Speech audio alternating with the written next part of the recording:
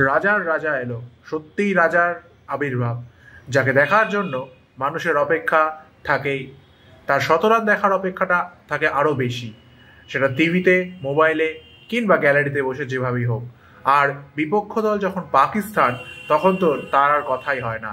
2022-এর T20 বিশ্বকাপে পাকিস্তানের বিরুদ্ধে 53 বলে 82 রানের অপরাজিত ইনিংসটা তো মনেই আছে আপনাদের সকলের।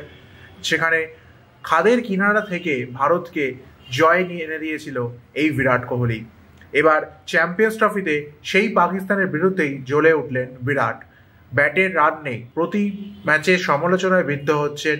এই পরিস্থিতিতে নিজের জাত চেনানোর জন্য পাকিস্তানের বিরুদ্ধে ম্যাচটা বেছে নিলেন। 111 বলে 100 রানে অপরাজিত থেকে একদিনের কেরিয়ারে 51তম শতরান পূর্ণ করলেন কিং কোহলি।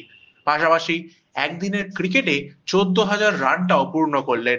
পাকিস্তানের দেওয়া 242 রান 45 বল বাকি থাকতেই মাত্র 4 উইকেট হারিয়ে চেস করল ভারত। পাকিস্তানের প্রাক্তন তারকা বোলার শোয়েব আখতার ম্যাচের শেষে তো বলেই দিয়েছেন, বিরাটকে নিয়ে একটা কথা বলি, ওর হিরো কে? সচিন, যে 100 শতরান করেছে, সেটা ছোঁয়ার লক্ষ্যে এগোচ্ছে বিরাট। ক্ষুব্ধ হয়েছেন বাবর আজমকে নিয়ে। খুশদিল শাহকে কভারের উপর দিয়ে 4 মেরে দেশকে ম্যাচ জেতানোর পর বুকে বারবার হাত ঠেকিয়ে বিশেষ একটি ভঙ্গি করতে দেখা গেল তাকে, যেন বললেন, যা যা বলে দে, তোর বাপ এসেছে। রোহিত শর্মা তো বলেই দিলেন, দেশের হয়ে ও খেলতে কতটা ভালোবাসে সেটা সবাই জানে। এত বছর ধরে ওকে দেখছি, আর ওকে দেখে অবাক হই না। এদিন শুরু থেকেই দেখে শুনে খেলতে থাকেন বিরাট, পরে সময় মতো গিয়ার বদলান। ম্যাচের পর কোহলি বললেন, সত্যি বলতে যেভাবে খেলেছি সেটা এই ধরনের ম্যাচে গুরুত্বপূর্ণ ছিল। রোহিতকে শুরুতেই হারানোর পর ম্যাচ জেতানোর পিছনে নিজে অবদান রাখতে পেরে ভালো লাগছে।